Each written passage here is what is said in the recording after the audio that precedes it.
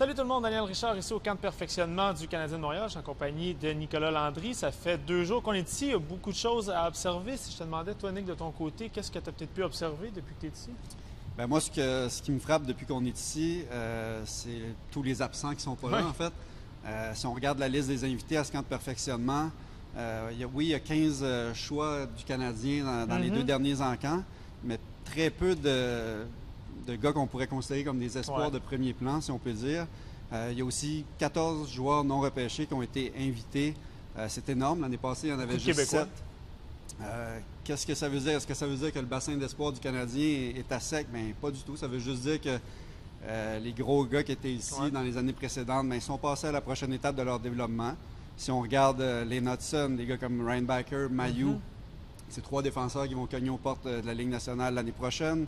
Kapanen, Engstrom, des gars qui arrivent d'Europe, de Finlande et de Suède, qui ont de l'expérience professionnelle qu'on pourrait voir avec le Rocket cette année. Des gars comme Mesher, qui a joué 2 ans junior, qui est prêt à faire le saut aussi. J'aurais pu inclure un gars comme Joshua Roy là-dedans aussi. Oui, aussi, c'est vrai. C'est tous des gars qui ont passé une partie de l'été à Brossard dans les étés précédents, qui sont passés à une prochaine étape. Est-ce que ça veut dire que la reconstruction du Canadien est aboutie, est terminée, puis on peut créer victoire? Non.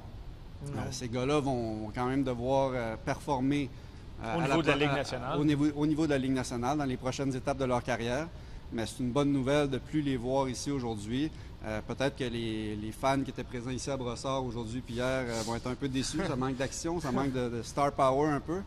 Mais ça va juste rendre les choses plus excitantes en septembre quand les vrais camps vont commencer. Je pense qu'il y a une volonté aussi du côté de l'état-major de Kent Hughes de ne pas avoir une trop grosse différence de calibre entre les joueurs qui sont présents. Il y a quand même des joueurs intéressants à noter. Le premier, probablement Owen Beck, qui en est à son 3e camp de perfectionnement avec le Canadien. Puis ce qu'on retient de lui, je trouve, quand on le voit ici, c'est qu'il a vraiment tiré profit au maximum de sa carrière junior. Tu sais, rappelle-toi, il est arrivé un peu pendant le tournoi du championnat mondial junior à sa saison de 18 ans, a fait l'équipe à sa saison de 19 ans, a disputé le tournoi au complet. Il est allé à la Coupe Memorial en 2023, s'est incliné, s'est fait échanger en 2024, a reparticipé à la Coupe Memorial, il l'a gagné. Il a même gagné le titre du joueur le plus utile. Donc lui, il arrive à un niveau professionnel vraiment en ayant fait pas mal tout ce qu'il pouvait au niveau junior. Puis on parle souvent de lui comme un joueur de centre bon d'un côté comme l'autre de patinoire, mais avec une petite emphase peut-être plus sur le jeu défensif. Puis lui, ce qu'il nous disait à la première journée du camp de perfectionnement, c'est que c'est surtout au niveau offensif qui s'est amélioré. Il y a aussi le gardien de but Cam Fowler qui est ici. Lui, je pense qu'il a pris... Jacob Fowler, oui, Cam Fowler. Je me trompe toujours moi aussi. Effectivement. Jacob Fowler, lui, je pense qu'il a pris beaucoup de galons au niveau des espoirs du Canadien dans la dernière année. Il a eu une saison incroyable avec Boston College, une moyenne de buts alloués de 2,14, taux d'efficacité de 926, malgré une défaite en finale du Frozen Four. Puis je lui ai demandé, lui, je trouvais ça intéressant. Tu sais, quand tu as un gardien de but, des places dans la Ligue nationale, il n'y en a pas beaucoup. Fait qu'est-ce qu'on a tendance à regarder un petit peu où on en est dans l'organisation?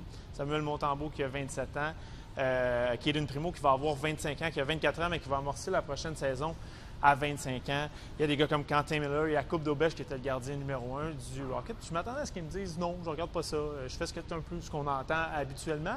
Puis il était assez candide, il dit oui, en tant que compétiteur, tu regardes quand même un peu qui est là, mais ceci étant dit, après ça, les seules choses qu'ils peuvent contrôler, où est-ce que tu vas être dans 2 ou 3 ans, c'est tes performances.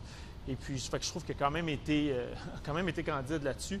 Dernièrement, évidemment, Michael H., qui est le seul choix, on a regardé avant de commencer le segment, le seul choix de première ronde des 3 dernières années qui est ici. Demidov n'est pas ici, David Reinbacher n'est pas ici. Juraj Slafkovský, évidemment, ça fait partie des noms que tu disais tantôt, il n'a plus besoin d'être ici. Puis Philippe Messer n'est pas ici non plus.